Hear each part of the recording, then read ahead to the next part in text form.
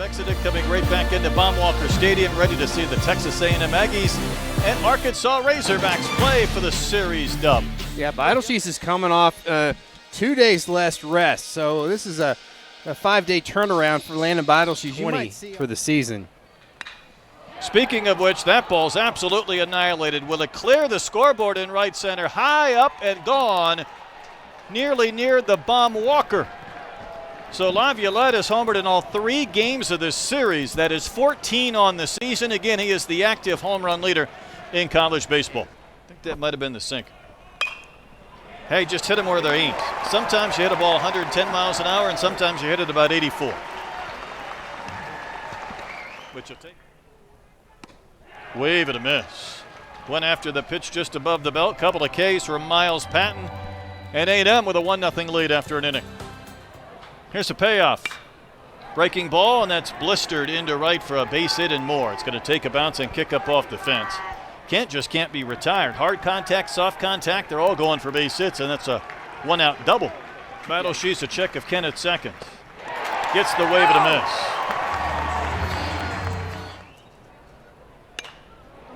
miss. Serves one towards shallow center. Laviolette won't get there. Iredale will take that, dumps a single into right center field. The second. Here's the payoff pitch. Low it in. That's ball 4. Wave and a miss. That was 3 strikeouts this inning, 5 for Patton. You almost have to force him to walk. Wave and a miss. Betelgeuse with the strikeout. They say it kind of comes out of his shoulder. Well, Kill the second, didn't see it. That's 3 straight strikeouts. All off in the gap, playing right or left field. Chopper to first. A big hop for Pepe. Flips to Cheese covering in time. Get out of the way of Laviolette. Really throw it above the belt. That's tagged to center and down for a base hit. So another one from Davalon. I know it doesn't really matter for him. Lefties, righties, he hits them all. Maxwell will fist one that'll dump into right center field. Aloy will turn and race to third base. So Logan Maxwell won that long tilt. And the Razorback. The 1-2 pitch. That ball's launched to left.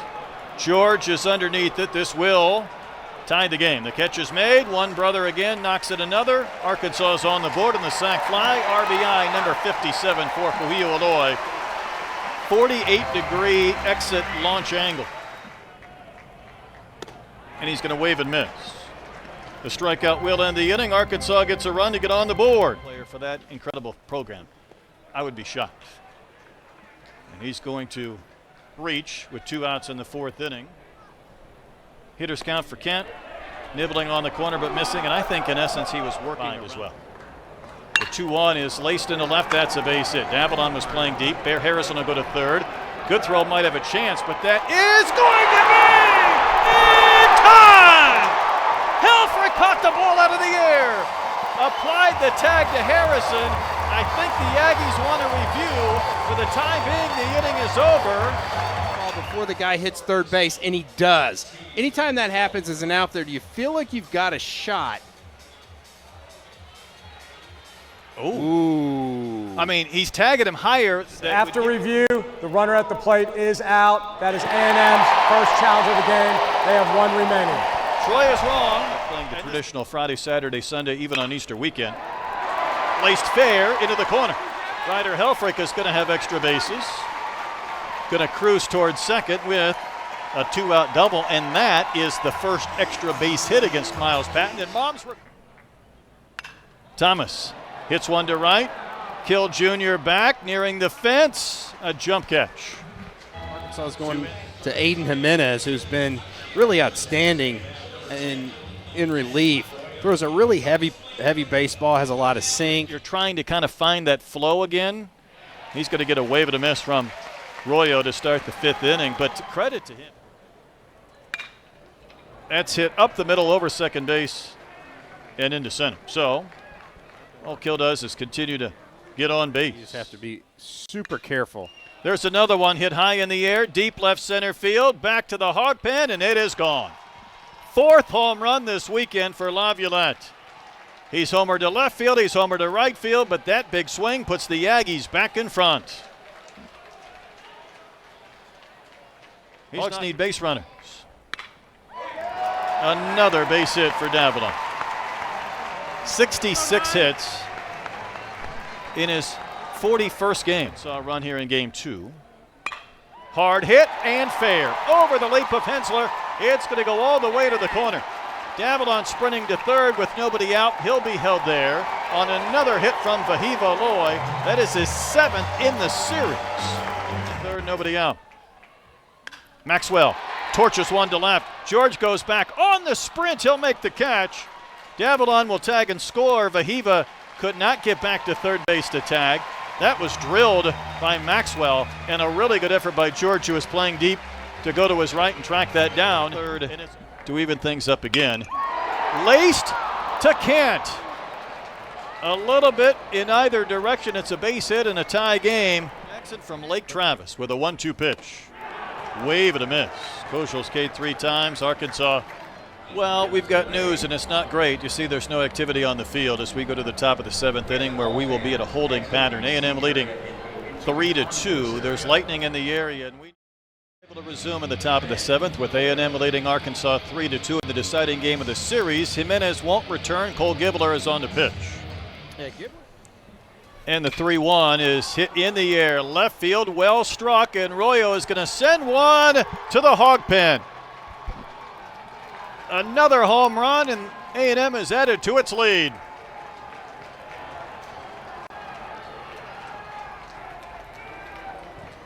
Deep breath from Gibbler before the next pitch. Ripped to left, hit well. Davilan won't get there. Takes a bounce and kicks up off the fence, and the 8 and 9 hitters have absolutely tattooed a couple of baseballs, and A&M in business here in the 7th. Wiggins is going to sit mid to upper 90s. Has hit 100 multiple times this season. Yeah. Really important to get it out. And there's a bunt, and Wiggins will throw a little frisbee to first. This is a great move by Arkansas. Going to put him on. You just have to. The guy is just absolutely red hot. You can't. See what he does. Breaking ball, he left it up, and it's blasted to center, where Thomas Jr. will make the catch, and George will tag and score, and A&M has a 5-2 lead. That was not a good 0-2 pitch, even though he gets an out. Well, the wild pitches, though, this weekend have been, certainly has reached the over a long time ago. They'll go ahead and put the left-hander Sorrell on, so Arkansas really trying to work around the kind of rocks to a set, delivers the 2-2. Laced to right center field, and Thomas Jr. is not going to get there. Another 2-strike hit, another run for A&M, and they've tacked on run number 6. Kent with a pop-up on the infield. Talked about 2 new infielders. Koschel's going to come on and call off Frazier and make the catch. But big frame for A&M and Troy. Wave and a miss. Another belt-high pitch. Vahiva is singled and doubled. Little chopper to third, fielded by Hensler. That was another nice frame from Jackson. He has not given up a single thing. He's retired all 7 he's faced in shortening this game. Conditions aren't great, but Christian Fauch comes on for pitching last night. Yeah, they're just trying to find somebody to have a clean inning. And didn't face Bender up last night. Well, he sawed him off, didn't he? And he will catch the bobble. The lucid, free feeling. Throw the splitting.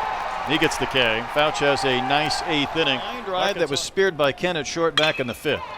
He'll hit a sharp ground ball that'll just eat up Kent, and that was hit at 109. So even though that's a play you assume he's going to make, it wouldn't stun me if that was a base hit, because that was torched.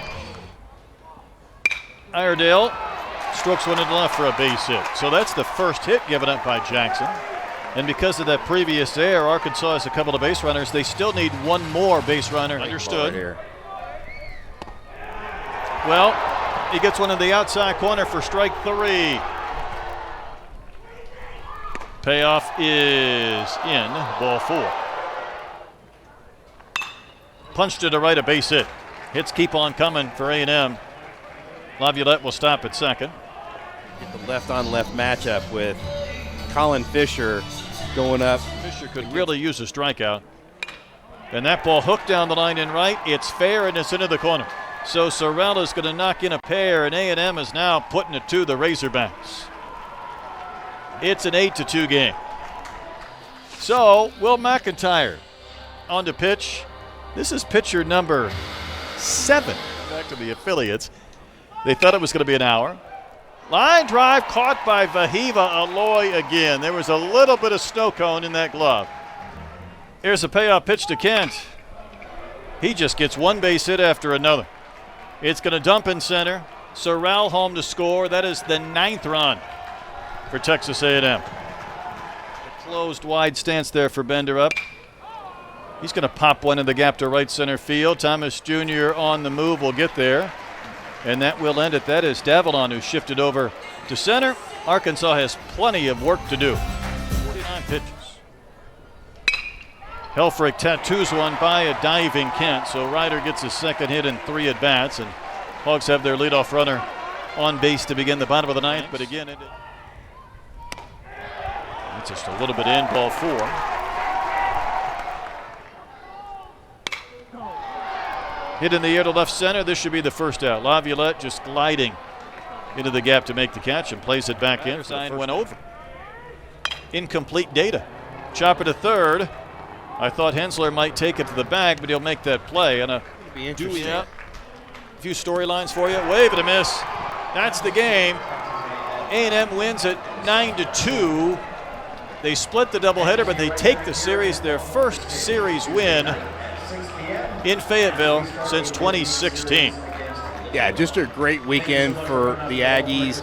Again, this is a team that has really ridden the ship. You talk about doing a complete 180. That's what they've done. They've done it with some hot bats, some very timely hitting, 1 through 9, and just some pitching that's been really good, especially the bullpen this weekend here in Fayetteville.